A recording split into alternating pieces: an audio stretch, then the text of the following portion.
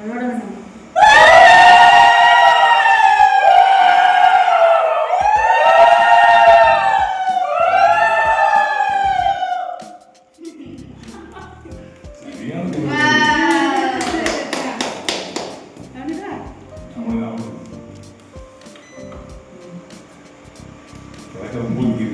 எல்லாரும் சொல்கிறாங்க நீங்கள் யூடியூப்பில் வருமானம் பண்ணி தான் இந்த வீட்டை கட்டினீங்க அப்படிங்கிறாங்க. உங்கள் யூடியூப் வருமானத்தை எடுத்து காட்டுங்க, காட்டிடுங்க, மக்களுக்கு காட்டிடுங்க.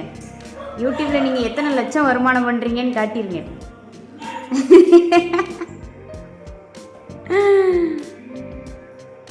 பாருங்க. சரி, இங்கே இது ஒரு நகையோ நான் பேங்க்கில் வச்சுருக்க நகையோட அமௌண்ட்டு, இது இன்னொரு நகையோட அமௌண்ட்டு, இது இன்னொரு நகையோட அமௌண்ட்டு, இது இன்னொரு நகையோட அமௌண்ட்டு. இந்த 4 நகைக்குமே நான் வட்டி கட்டலை. இந்த 4 நகைக்குமே நான் வட்டி கட்டலை. அவன் பேங்க்காரன் எனக்கு எழுதி கொடுத்துருக்கான். இதுதான் என் அத்தனையும் கடன்ல போய்கிட்டு இருக்கு. அதாவது யூடியூப் வருமானம் சொன்னீங்க இல்லையா, நான் சொல்கிறேன், என் வீட்டில் என் சம்சாரத்தோட நகையும் பிள்ளைகளோட நகையும் தான் வச்சு தான் நான் கட்டியிருக்கேன். அதோட அமௌண்ட்டை பாருங்கள். இதுதான். சரி, அது ஒவ்வொருத்தர் சொல்லுவாங்க, சும்மா சொல்லிட்டு போகிறான், அதை பற்றி கவலை கிடையாது. மற்றவங்க சொல்கிறாங்கிறதுக்காக நம்ம சாப்பிடாம இருக்க முடியாதுல்ல. நமக்கு பசிச்சா நம்ம சாப்பிடணும், நமக்கு தூக்கம் வந்தால் நம்ம தூங்கணும்.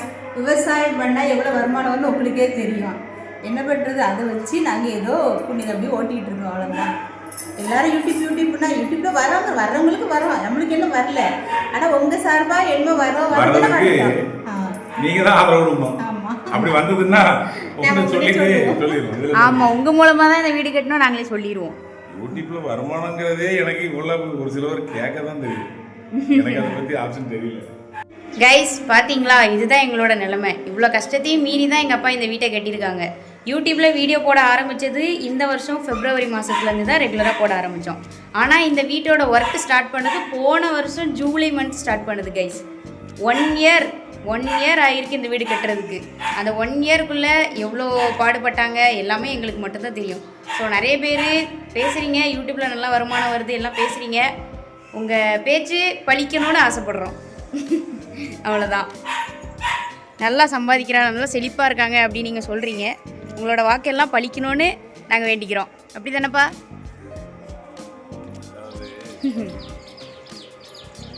வீடு கட்டுறதுங்கிறது வந்து எல்லாரோட கனவு. எனக்கும் அப்படி இருந்தது.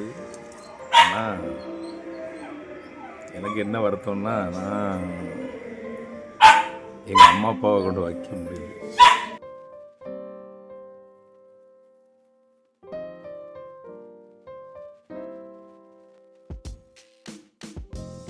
என்ன பெற்றவங்க இருந்திருந்தா எனக்கு எவ்வளோ சந்தோஷமாக இருக்குங்கிறது. அது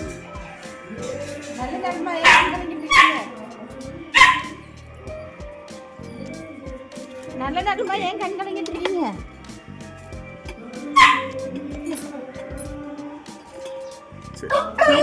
ஆசீர்வாதத்தோடு எல்லாம் நடக்கும் நல்லபடியா.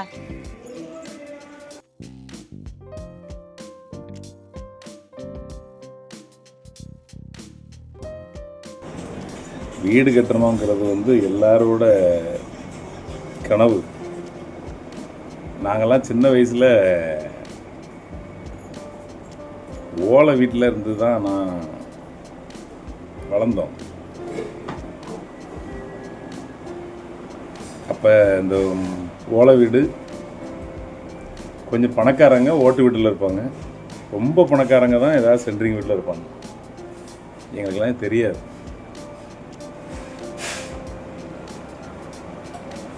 எங்கள் அம்மா அப்பா எங்களுக்கு பிள்ளைகள் கஷ்டமே படக்கூடாது அப்படின்னு சொல்லி தான் எங்களுக்கு வளர்த்தாங்க.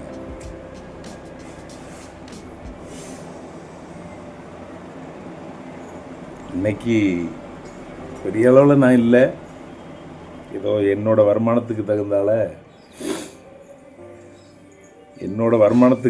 தகுந்த வாழ்க்கையில் நான் வாழ்ந்துகிட்டு இருக்கேன். சிம்பிளாக ஒரு வீடு கட்டி நான் வாழ்ந்துக்கிட்டு இருக்கேன். அதுலேயும் வேறு கொஞ்சம் மிச்சம் பண்ணி ஒரு சிம்பிளாக மேலே ஒரு ரூம் கட்டியிருக்கேன். ஆனால் என்னை பெற்றவங்கள அந்த இப்போ என் கூட இல்லையே அப்படின்னு நினைக்கும் போது ரொம்ப கஷ்டமாக இருக்கு. என்னமோ தெரியல, காலையில் போய் எல்லாம் பால் காய்ச்சும் வாங்கினேன், நல்லா சாமி கும்பிட்டேன், நல்லா தான் இருந்தேன். ஆனால் சொல்லுவாங்க எங்கள் அம்மா, கையில் இருந்தால் 4 ரூபா கையில் இருந்ததுன்னா 1 ரூபாயாவது வெளியே கொடுயான்னு எங்கள் அம்மா சொல்லுவாங்க. எல்லாத்துக்கும் மெதுவாக என் பிள்ளைகள் எப்படி இருக்க போகுதுன்னு தெரியலையே அப்படின்னு எங்கள் அம்மா சொல்லுவாங்க. இன்னைக்கு அவங்க இருந்தால்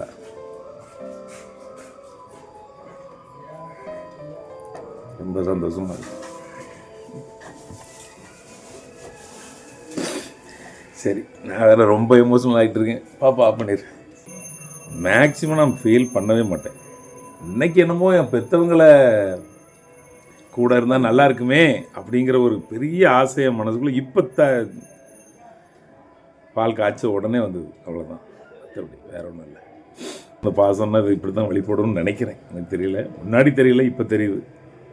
எங்கள் அம்மா உயிரோடு இருக்கும்போது இப்போ நான் இப்போ இருக்கிற வீடு, இந்த இடம் வந்து காலியாக கிடந்தது. சும்மா கல் அடித்து முள் புதரா மண்டி காலியாக கிடந்தது. அப்போ எங்கள் அப்பா கிட்ட எங்கள் அம்மா அடிக்கடி சொல்லுவாங்க, சாகிறதுக்கு முன்னாடி அடிக்கடி சொல்லுவாங்க, இந்த இடத்த வாங்கி போடுங்க, பிள்ளைகளுக்கு உதவும், இதை வாங்கி போடுங்கன்னு எங்கள் அம்மா கடைசி வரைக்கும் சொன்னாங்க. ஆனால் எங்கள் அப்பா அதை வாங்கவே இல்லை. ரொம்ப ஆசைப்பட்டாங்க, பிள்ளைகளுக்கு யாராவது நாங்கள் 5 பேரில் யாராவது ஒருத்தருக்கு கிடைக்கும், யாராவது ஒருத்தருக்கு வச்சுக்குவாங்க, நீங்கள் வாங்கி போடுங்கன்னு எங்கள் அப்பாட்ட எவ்வளோ சொன்னாங்க. எங்கள் அப்பா வாங்கலை. எங்ககிட்டையும் போகும்போது சொன்னாங்க, எப்படியாவது நீங்கள் முடிஞ்சால் வாங்கி போட்டுருங்கடா அப்படின்னு.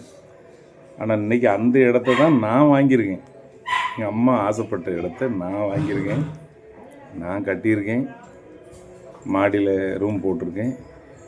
ஆனால் இன்றைக்கி அதை சொன்னவங்க இல்லையே அப்படிங்கிற ஒரு வருத்தம் தான் எனக்கு. எவ்வளோ ஆசைப்பட்டு அவங்க சொல்லியிருப்பாங்க, பிள்ளைகள் மேலே எவ்வளோ அக்கறை இருந்தால் சொல்லியிருப்பாங்க. இன்றைக்கி அவங்க கனவு, அவங்க நினச்சது நனவாயிடுச்சு. ஆனால் என் கூட அவங்க இல்லைல்ல, அதுதான் ஒரு கஷ்டம், வேற ஒன்றும் இல்லை. நேர்மையாக தான் உழைச்சி கஷ்டப்பட்டு வந்திருக்கேன். எல்லோரும் நல்லா இருப்போம், நல்லா இருக்கும்.